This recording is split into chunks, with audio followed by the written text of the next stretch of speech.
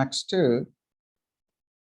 laws of spectral distribution in a black body.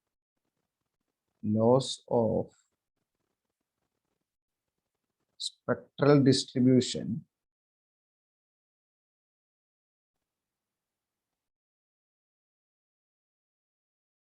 in a black body.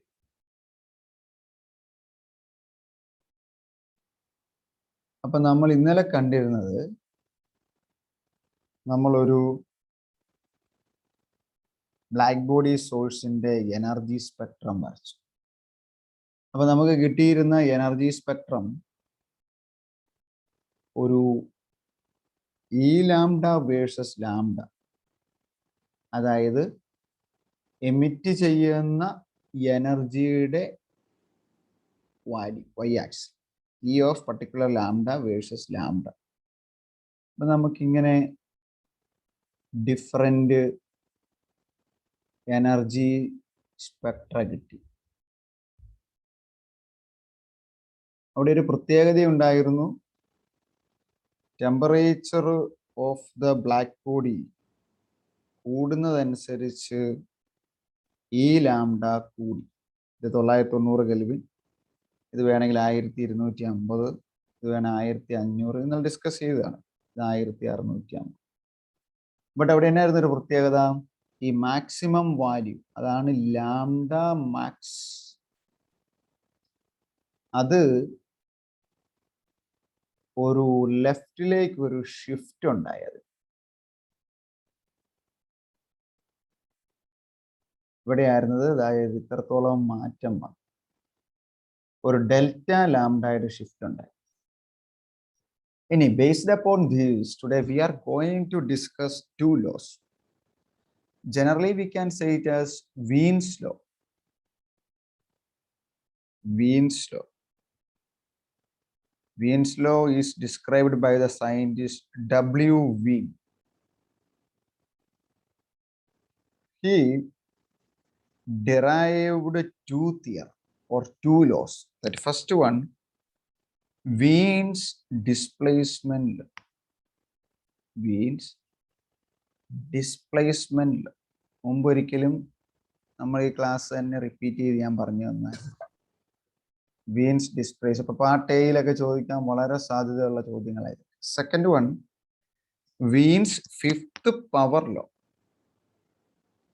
Wien's fifth power law, അതായത് നമ്മൾ raise to 2 എന്നൊക്കെ പറയല്ലേ, something like raise to 5. Wien's fifth power law. ഇത് രണ്ടിനെയും എഴുതണം. ചോദിച്ചാൽ എന്ത് ചോദിച്ചാല്, these two are combined togetherly to study the energy distribution, or these are combined together and is called Wien's distribution law. Wien's distribution law.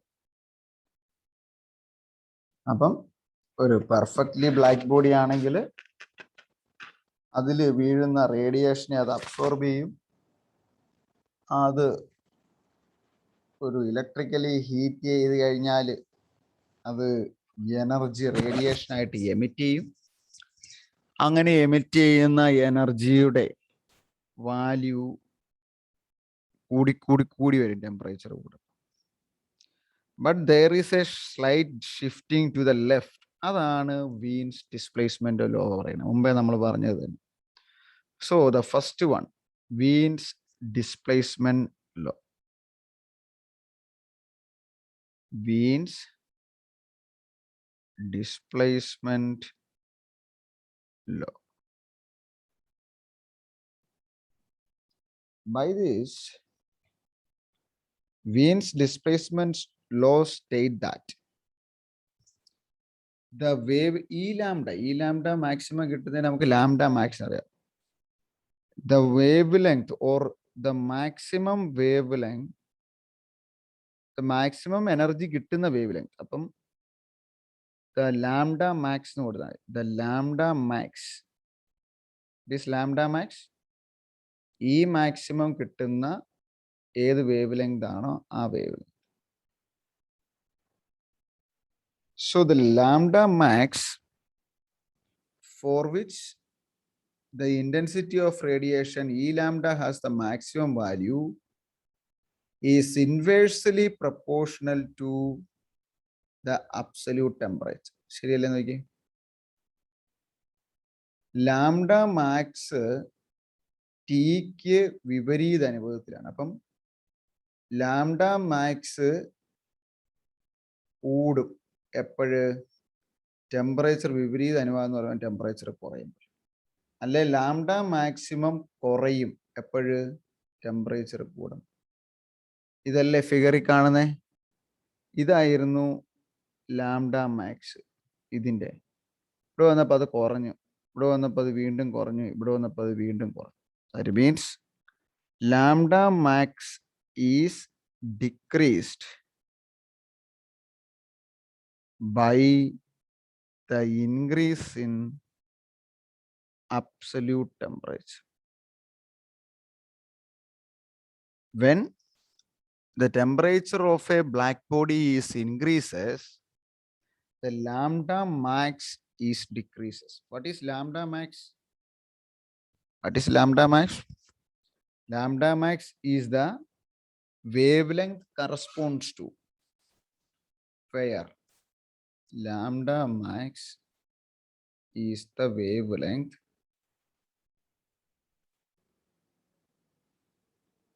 for ഈ lambda max എന്ന് പറയാല്ലേ.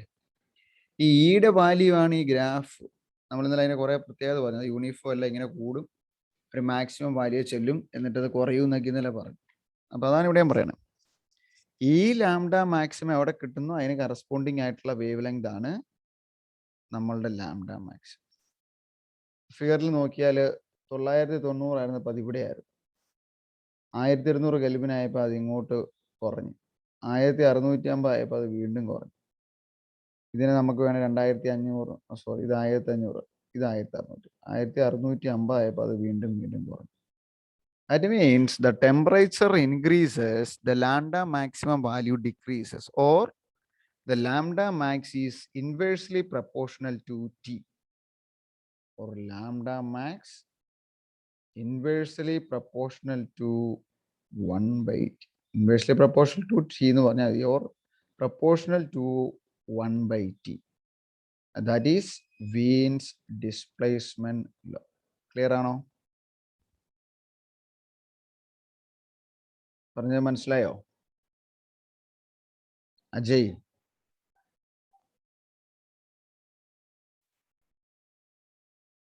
നമ്മൾ പറഞ്ഞത് the lambda max is inversely proportional to T എന്നല്ലേ? ടീനെ ഇങ്ങ് കൊണ്ടേ ഗുണിക്കുക. That means lambda max into capital T, that is equal to a constant, or lambda maximum into T equal to small b. ആ constant ഒരു small B എന്ന് പേര് കൊടുത്തതേ ഉള്ളൂ. Then B is called Wien's constant. അപ്പൊ ഇതാണ് Wien's displacement ലോയുടെ equational representation. ഇനി ഇത് എന്തുകൊണ്ടാണ് ഈ ലോയിനെ ലോ ഓഫ് ഡിസ്പ്ലേസ്മെന്റ് എന്ന് വിളിക്കാൻ കാരണം? ഡിസ്പ്ലേസ്മെന്റ് ലോ എന്ന് വിളിക്കാൻ കാരണം എന്നാണ്? നമ്മൾ മുമ്പേ പറഞ്ഞത് തന്നെ. എന്നാ പറ്റും? When the temperature increases, the maximum intensity shifted or displayed to the shorter wavelength side. മുകളിലോട്ട് ടെമ്പറേച്ചർ കൂടി ഇവിടെ മുമ്പ് വരച്ച. When the temperature increases,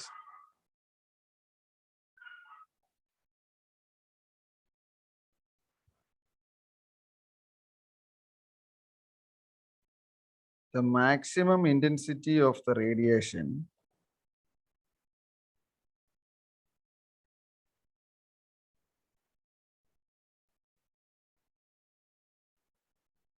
shifted to the displacement law എന്നാന്ന് ചോദിച്ചു. Shifted എഴുതണ്ട. Displaced to the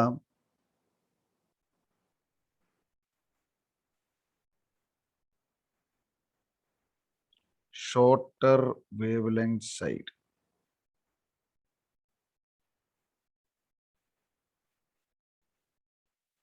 That is displacement law.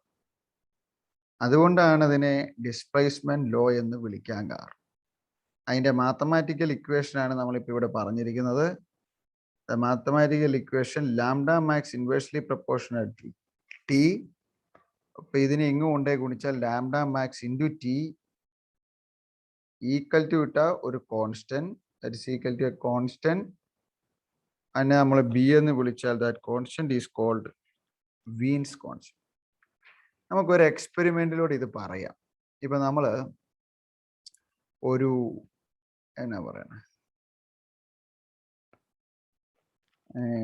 കമ്പി കഷ്ണം, ഒരു പീസ് ഓഫ് മെറ്റൽ എടുത്ത് ചൂടാക്കുക.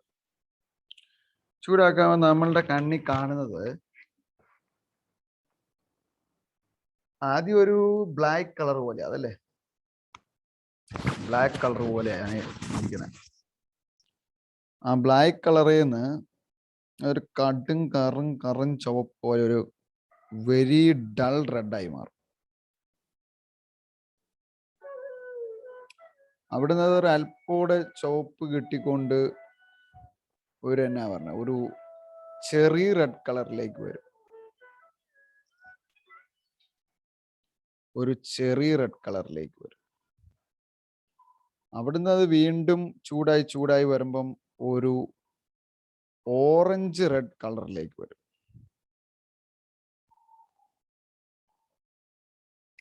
വീണ്ടും ചൂടായി വന്നു കഴിഞ്ഞാൽ നല്ല തിളങ്ങി നല്ല യെല്ലോ കളറിലേക്ക് വരും. പിന്നെ നമുക്ക് കാണാൻ പറ്റില്ല, ഫൈനലി അതൊരു പ്യുവർ വൈറ്റ് കളറിലേക്ക് വരും. അപ്പൊ ഇതാണ് ശരിക്കും ഇതിന്റെ കളർ ഡിസ്ട്രിബ്യൂഷൻ. അപ്പം വേവ് ലെങ്ത് കൂടുതൽ ആർക്കാണ്? റെഡിന് അല്ലേ. ഇവിടുന്ന് ഇങ്ങോട്ട് പോരുമ്പോഴാണ് വേവ് ലെങ്ത് കൂടി വന്നെ. Lambda increases. ലാംഡ ഇൻക്രീസ് ചെയ്യുമ്പോൾ എങ്ങനെയാണ്? ടെമ്പറേച്ചർ ഇങ്ങോട്ടാണ് ഇൻക്രീസ് ചെയ്യുന്നത്. അപ്പൊ അത് വിപരീത അനുപാതത്തിലാണ്. അപ്പം ടെമ്പറേച്ചർ ഇൻക്രീസ് ചെയ്താൽ നീലയിലോട്ട് പോകുമ്പം ലാംഡ കുറയും. Lambda decreases. That means when the temperature increases, the lambda decreases, or which are inversely proportional to each other. If the absolute temperature or temperature of the BD increases, it irradiated the lambda wavelength of the radiation, lambda max is decreased. അതും കൂടെ നമുക്ക് ഈ law ചോദിച്ചാൽ എഴുതാം. എഴുതിയെടുത്തേ.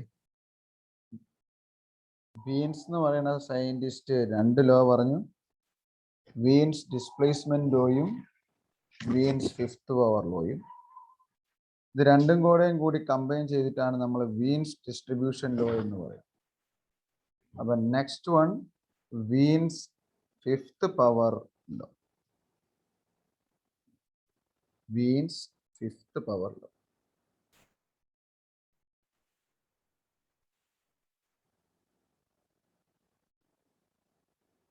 Wien's fifth power law പറയുന്ന ഇതാണ്. ഇപ്പൊ നമ്മൾ ഗ്രാഫിൽ ഇങ്ങനെ വരച്ചപ്പോൾ നമ്മളിങ്ങനെ പറഞ്ഞു ഈ മാക്സിമം ഇങ്ങോട്ട് മാറി വരുമല്ലോ, ടെമ്പറേച്ചർ കൂടുന്നതനുസരിച്ച് ഇങ്ങനെ മാറി വരും. That means the maximum value, ഇതിപ്പോൾ ഈ ലാംഡ എന്ന് എടുത്താൽ ഇത് ലാംഡ എന്ന് എടുത്താൽ ഈ ഒരു പോയിന്റ്, ഈ മാക്സിമം വാല്യൂ കിട്ടുന്നതിനെയാണ് നമ്മൾ ഈ മാക്സിമം ലാംഡ, ഇത് ഇവിടെയാണ് ഇത്. സോ ദ ഈ lambda max that is directly proportional to ഓരോന്നിനും. ഇപ്പൊ 950 950, 1050 1050, 1250 1250, directly proportional to the fifth power of the temperature, T raised to 5. ഇങ്ങോട്ട് ഉണ്ടായാലോ E raised to lambda by T raised to 5 equal to a constant. ഇവിടെ directly proportional. തിരിച്ചു വരുമ്പോൾ ഇവിടെ വരുമ്പോൾ ഡിനോമിനേറ്ററിൽ ഇതിനെ മുകളിൽ കൊണ്ടുപോയാലോ e raised to lambda t raised to -5 equal to a constant. This is Wien's fifth power law. That means E lambda corresponding to lambda maximum for a particular temperature. Then E lambda is directly proportional to അതിൻ്റെ temperature raised to 5. ഇവിടുത്തെ E maximum ഈ point എടുക്കുകയാണെങ്കിൽ അവിടുത്തെ E lambda is directly proportional to 950 raised to 5. അത്രയും energy ആയിരിക്കും ഈ സ്പെക്ട്രത്തിന്റെ maximum value of energy. So E lambda maximum that is equal to this absolute temperature raised to 5. That is called Wien's fifth power law. മനസ്സിലായോ പറഞ്ഞത് Abhilash? Yes, sir. എഴുതിക്കേ.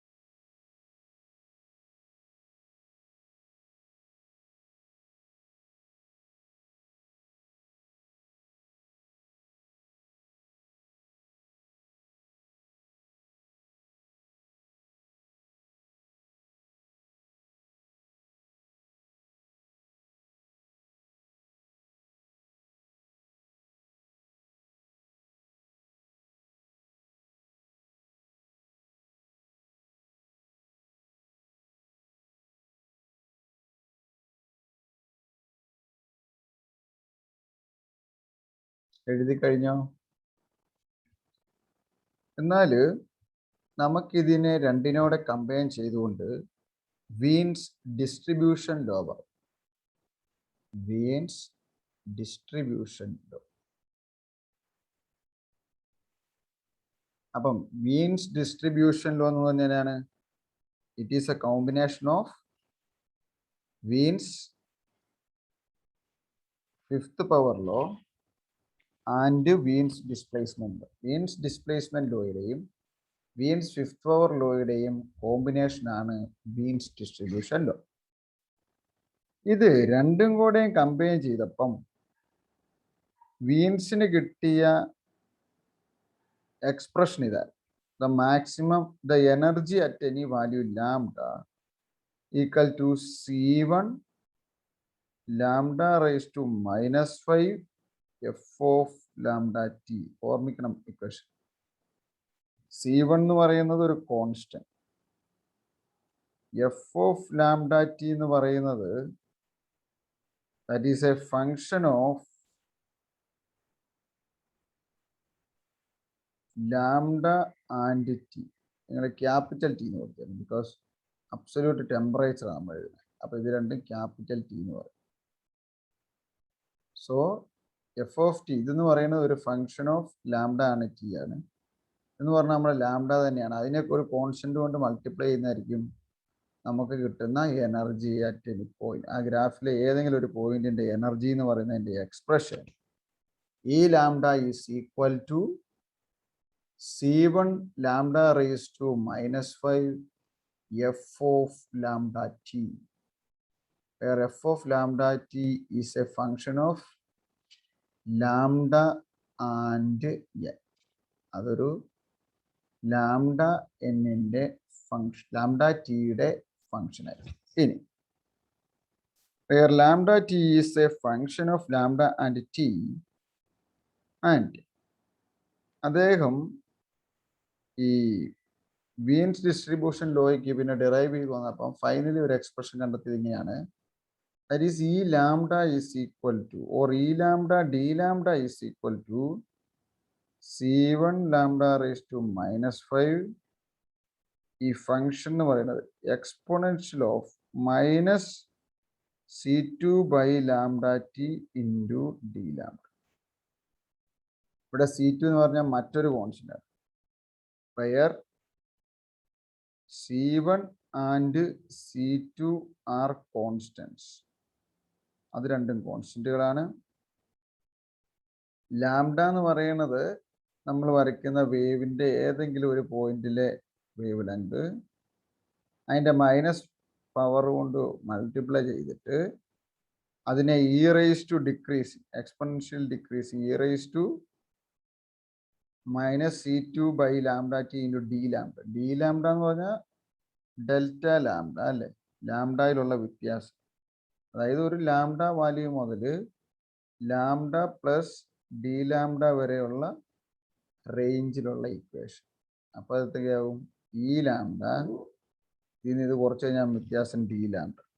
E lambda d lambda is equal to C1 e raise to -C2 by lambda t into d lambda, where C1 and C2 are constant called first and second radiation constant.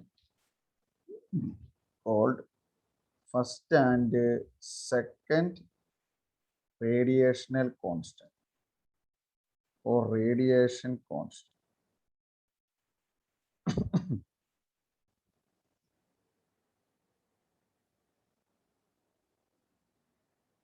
In this Wien's distribution law is only valid in the case of shorter wavelength.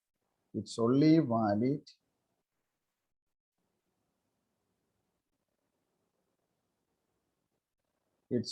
valid in the case of shorter wavelength.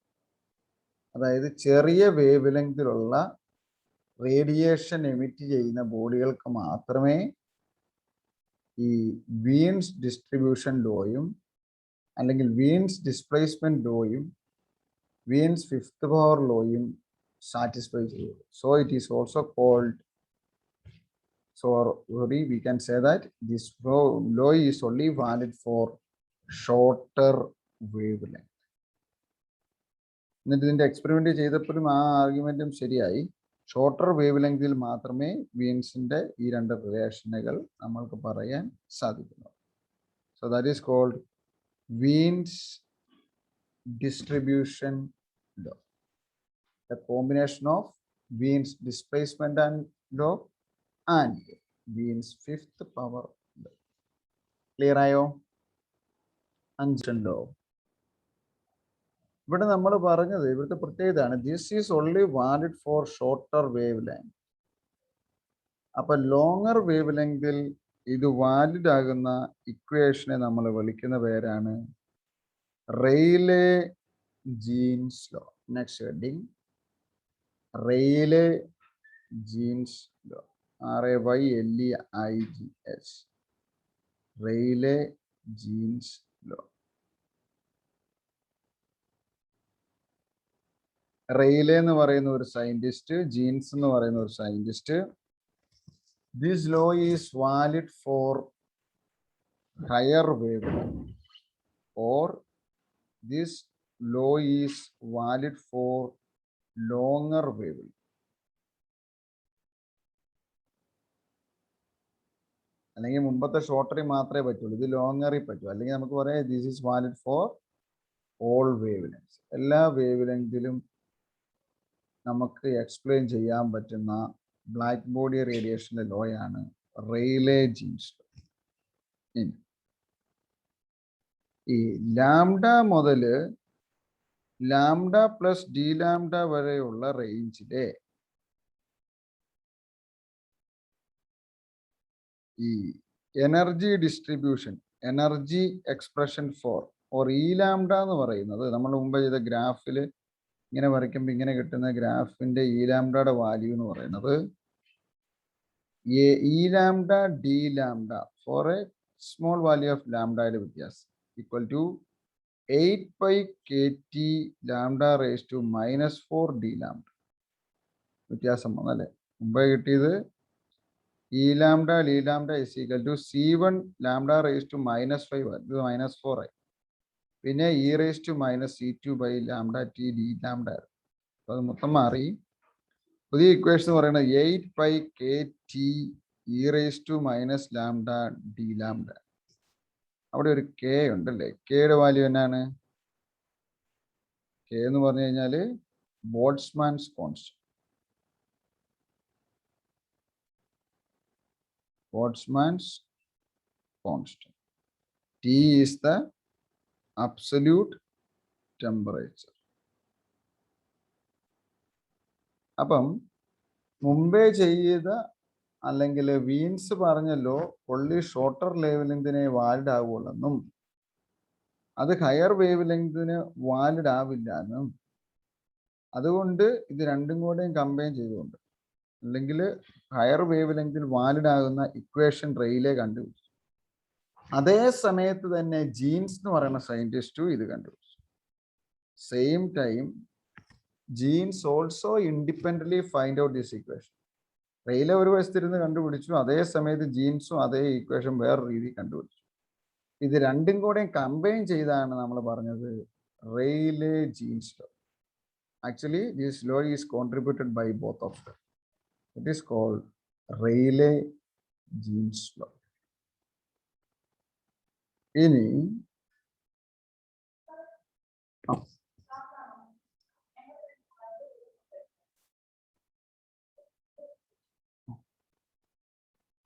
അപ്പം ഈ റെയ്ലെ-ജീൻസ് ലോയില് ഇനി the total E lambda D lambda is equal to 8 pi k. ഈ equation പഠിക്കണം നിങ്ങൾ, നമുക്ക് പരീക്ഷയ്ക്ക് എഴുതാൻ.